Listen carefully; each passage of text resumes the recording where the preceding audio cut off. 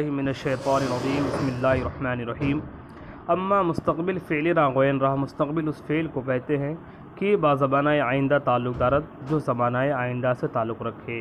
وہ آخر او مرفوع باشد مگر بعارض، اور اس کا آخر مرفوع ہوگا مگر بعارض، مگر کسی وجہ سے، جیسے یفعلو یفعلو یفعلو یفعللو، جیسے یضربو یسمعو یکرمو یبعثرو یبعثرو۔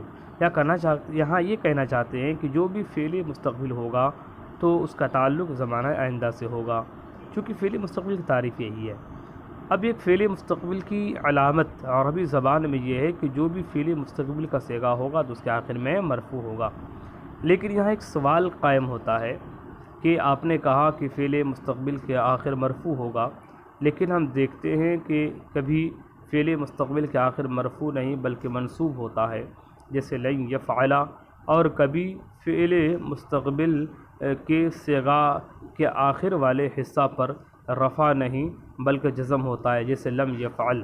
ابھی آپ نے کہا کہ فعل مستقبل کے آخر مرفوع ہوگا، لیکن ہم تو دیکھتے ہیں کہ منصوب ہو رہا ہے جیسے لن یفعل، بلکہ کبھی تو مجزوم ہوتا ہے جیسے لم یفعل۔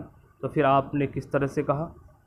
تو اس کا جواب یہ دیا گیا کہ دیکھیے جی ہاں، فعل مستقبل کے آخر مرفوع ہی ہوتا ہے، یہی ضابطہ ہے، مگر بعارض، مگر کسی وجہ سے، یعنی جب فعل مضارع کا صیغہ عوامل ناصبہ اور عوامل جازمہ سے جب خالی ہوگا تب جا کر فعل مستقبل کا آخر مرفوع ہوگا۔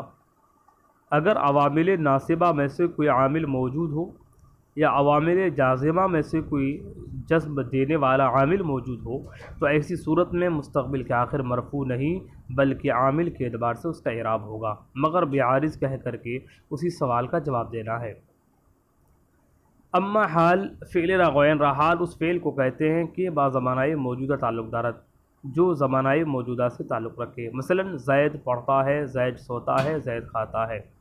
دیکھیے زید پڑھتا ہے، اردو زبان میں حال کی علامت یہ ہے کہ لفظ کے آخر میں تا ہے، تے ہے، تی ہے ہوگی، جیسے زید پڑھتا ہے، زید کھاتا ہے، زید سوتا ہے۔ اور مستقبل کی علامت اردو زبان میں ہے کہ فعل کے آخر میں گا گے گی ہوگی، جیسے زید پڑھے گا، زید سوئے گا، زید اٹھے گا وغیرہ وغیرہ۔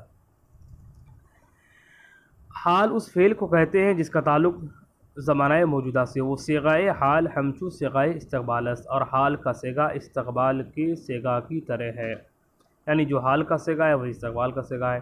وہ از ہر ایک عظیم ماضی مضارع 14 کلمہ بروم یائن، اور ماضی مضارع میں سے ہر ایک کے 14 کلمہ باہر آتے ہیں، یعنی ماضی کی بھی 14 کلمہ ہے اور مضارع کی بھی 14 کلمہ نکل آتے ہیں۔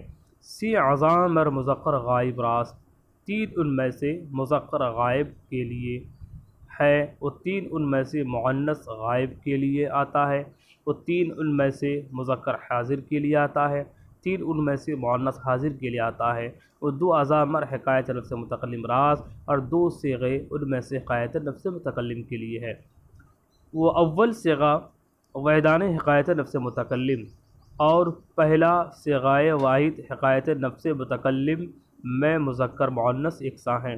وہ در دوم صیغہ حکایت نفس متکلم اور دوسرے صیغہ حکایت نفس متکلم میں تثنیہ و جمع مذکر و مؤنث بھی یکساں ہیں۔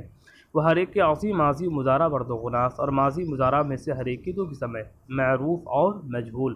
معروف کسے کہتے ہیں میرے پیارے عزیز بچوں؟ معروف کا معنی ہے عرف یعرف، یا عریف یعرف۔ عارف اس میں فاعل کا صیغہ پہچاننے والا، معروف جس کو پہچانا جائے۔ تو فعل معروف اس فعل کو کہا جاتا ہے جس فعل کے فاعل کو پہچانا جائے یا جس فعل کے فاعل کا علم ہو، جس فعل کے فاعل ظاہر ہو، جس فعل کے فاعل ظاہر ہو، ایسے فعل کو فعل معروف کہتے ہیں۔ جیسے ضربہ زید، زید نے مارا، تو ضربہ کا فاعل کون ہے؟ بالکل واضح ہے، اس لیے ضربہ کو فعل معروف کہا جاتا ہے۔ مجہول کا معنی جہل یجہل، ضربہ یضربو سے، جس کا معنی نہ جاننا۔ مجہول اس مفعول کا صیغہ ہے جس کو نہ جانا جائے۔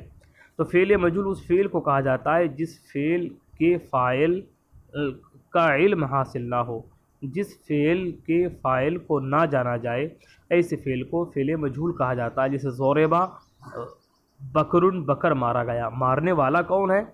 اس فعل کا فاعل معلوم نہیں ہے، اس لیے ضربا کو فعل مجہول کہا جاتا ہے. وہ ہر ایک عظی نیز برد و غناس، ان میں سے ہر ایک کی دو قسم ہے، اس بات اور نفی. اس بات کسے کہتے ہیں؟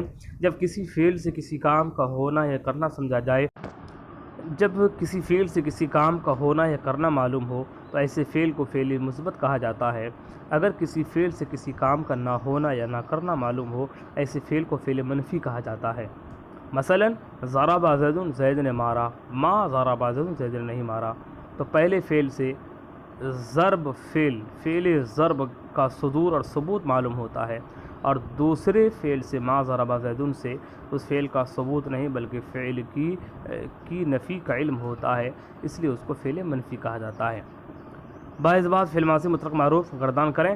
فعل، فعل، فعلو، فعلت، فعلتا، فعلنا، فعلتا، فعلتما، فعلتم، فعلتی، فعلتما، فعلتن، فعلتم، فعلنا.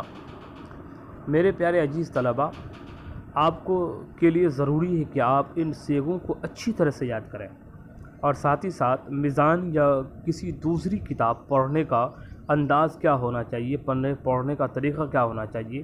ہمارے اکابر میں سے حضرت علامہ مفتی قربان صاحب قبلہ، اللہ تعالیٰ ان کی عمر میں اضافہ فرمائے، حضرت کا فرمان ہے کہ جب بھی کوئی انسان کسی کتاب کو پڑھے تو سب سے پہلے اس کتاب کی جو عربی عبارتیں یا فارسی عبارتیں ہیں دیکھ کر اچھی طرح سے اس کو حل کریں، اس کی ترکیب کو سمجھیں، اچھی طرح سے عبارت کو اولاً حل کریں، پھر عبارت سے جو تعلق ترجمہ ہوتا ہے اس کو حل کریں، پھر ترجمہ اور عبارت سے متعلق جو مفہوم ہوتا ہے اس مفہوم کو حل کریں، اس مفہوم کو سمجھیں، اس مفہوم کو اپنے انداز میں بیان کریں، اپنے کاپی میں لکھیں، پھر اس کے بعد زبانی کریں. اس طرح سے اگر کوئی بچہ کرتا ہے تو آنے والے وقت میں ضرور وہ بچہ بہترین مدرس قرار دیا جائے گا، اور آنے والے زمانے میں وہ بچہ جہاں بھی رہے گا انشاءاللہ فرض کفایہ کا کام کرے گا. اللہ تعالی ہمارے مدرسے کے طلباء کو صحیح سے پڑھنے کی توفیق عطا فرمائیں. السلام علیکم ورحمۃ اللہ وبرکاتہ.